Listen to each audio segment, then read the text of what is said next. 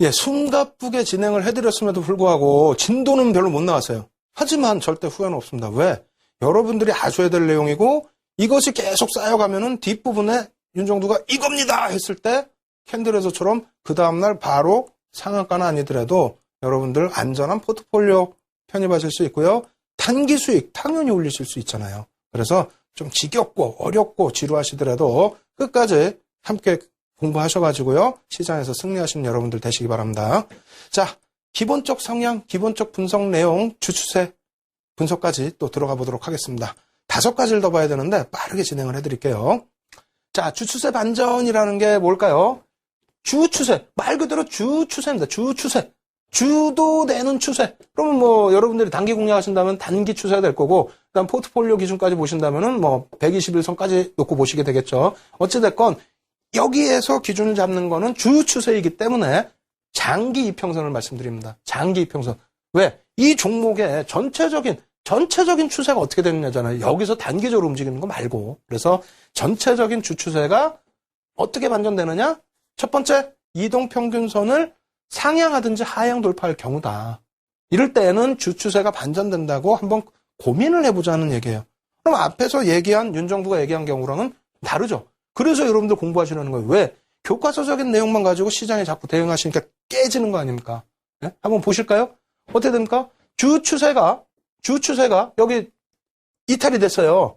이탈이 됐다고 해서 이게 지금 바로 꺾였습니까? 바로 꺾였어요?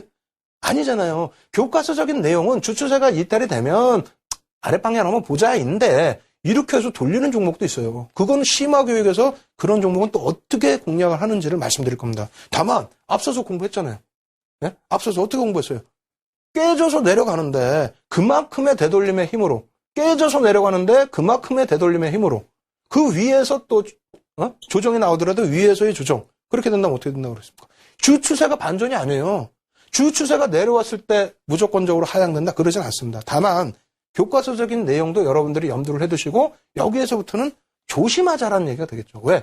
주 추세라는 건 121선인데 121선까지 주가가 밀려 내려온다는 거는 그만큼 어떻게 돼 있다? 상승 여력이 소진돼 있다. 혹은 바닥에서 하락 여력이 소진돼 있다. 다시 얘기해서 이렇게 내려올 때 돌려지잖아요. 그러면 바닥에서 밀려 내려오는 하락 부분은 어떻게 돼 있다? 하락세의 부분은 소진돼서 이제는 상승 추세로 돌려질 수 있는 구간으로 놓여져 있다. 다만 주 추세를 벗겨내지 못했다는 거죠. 이해되세요? 주 추세를 벗겨내지 못했다는 거예요. 여기서는 주 추세를 이탈을 했잖아. 이탈하고 돌리는 구간도 있지만 한번 벗겨내면은 이탈을 하게 되면은 그 추세가 이어질 수 있다. 이게 교과서적인 내용이고 그게 시장에서는 가장 기본적인 내용. 아시겠죠? 그래서 중간에 윤정두가 미리 알려드린 내용은 비법까지는 아니다 할지라도 여러분들이 시장에서 대응하실 수 있는 실전 전략의 하나다. 이렇게 이해를 하시면 되겠습니다. 뭘로? 기울기로. 아시겠죠? 기울기를 돌릴 수 있을 만큼의 추세 전환을 놓고 보셔야 됩니다. 자, 어떻게 됩니까? 이것도 마찬가지예요. NC소프트의 경우인데 주 추세가 하락이에요.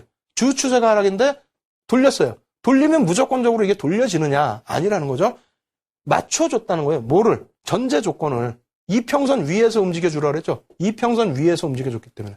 그래서 추세 반전, 추세 전환 이 부분에 대해서 어떻게 된다? 주 추세 부분을 상향 혹은 하향 이탈했을 때 그 추세 라인을 이 이평 라인을 상향했을 때는 위에서 하향했을 경우에는 밑에서 움직임을 줘야 주 추세가 반전이 된다. 이렇게 꼭 이해를 하십시오. 뭐 예를 든다면 이거 어떻게 할 거야? 이거 잘 나왔네. 어떻게 할 거야? 이거 이탈됐어. 네? 추세 반전이 이게? 아니잖아요. 돌려버리잖아. 그러니까 이 기울기를 여러분들은 꼭 확인하시고 이탈됐을 때의 하락 각도라든가 이런 부분도 꼭 염두를 해두시기 바랍니다. 자, 컴투스 일봉 차트 놓고 보시면 또 흥분하실 거예요. 컴투스. 자, 놓고 보시죠. 주추세 어떻게 반전됐습니까?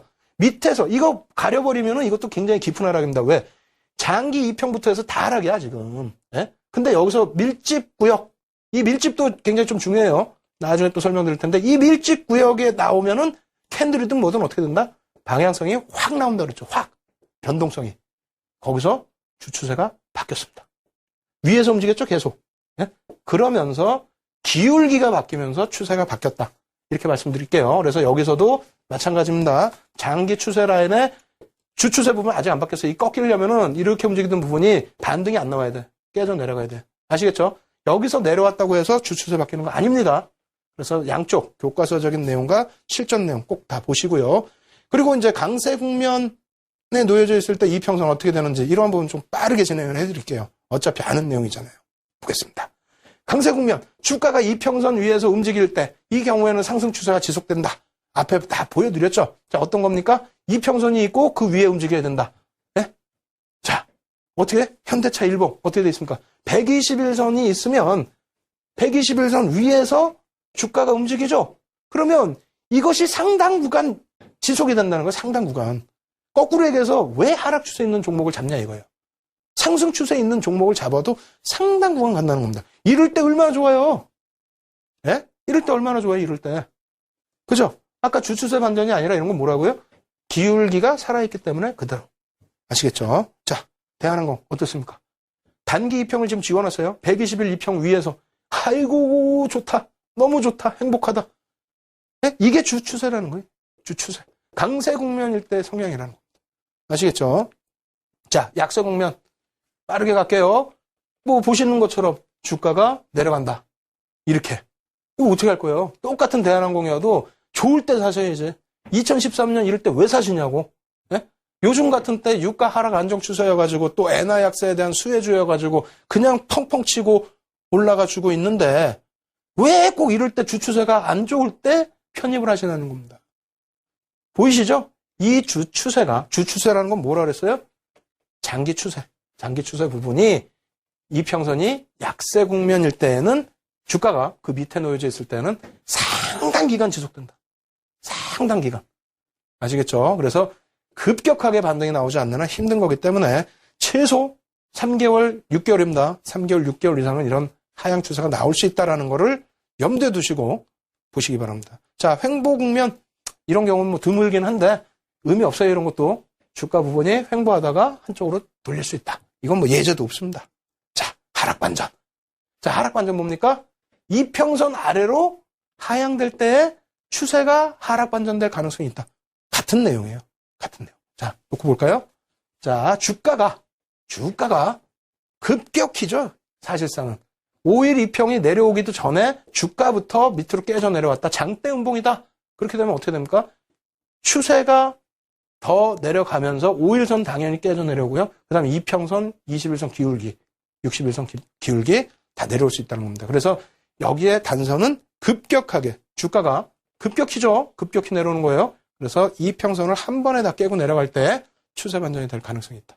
이렇게 놓고 말씀을 드리는 거고요. 그러한 부분이 이런 겁니다.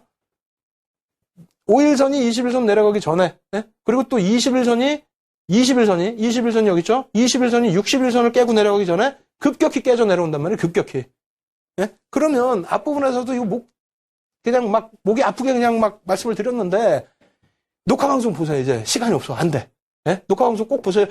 이 이평선이 평균 이평선 20일, 초록색이면 20일 거래일, 20거래일, 네? 그게 반영되기도 전에 주가 확 내려왔단 말입니다. 무슨 얘기인지 이해되세요? 이해 안 되시면 녹화 방송 보십시오. 아시겠죠? 그래서 이렇게 급격히 주가 자체가 이평선들을 깨고 내려갈 때, 이런 흐름이 나올 때 추세는 전환될 수 있다. 완전히 역별돼 버립니다. 그래서 이것도 매매 타이밍을 잘 잡으실 수 있고요. 역시 마찬가지예요. 어떻게 됩니까? 이평선이 깨고 내려가기 전에, 이평선이 어떻게 됐어요? 60일선을 깨고 내려가기 전에, 네? 벌써 막 깨고 내려가죠. 주가가 급격히 이탈된다는 겁니다. 그렇게 되면 결과적으로는 이 이평선들이 기울어질 수밖에 없어요. 미리 매매 포착을 잡을 수 있다는 거죠. 자, 상승 반전 뭐라고요? 이해만 하시라고 그랬어요. 이해만. 이거 전략 아닙니다. 이해만 하세요. 상승 반전 뭐라고? 주가가 이동평균선 위로 상향될 때, 죄송합니다. 웃어서. 같은 내용이잖아요. 같은 내용. 네? 잠시만요. 네? 이거 보시면 어떻게 됐습니까?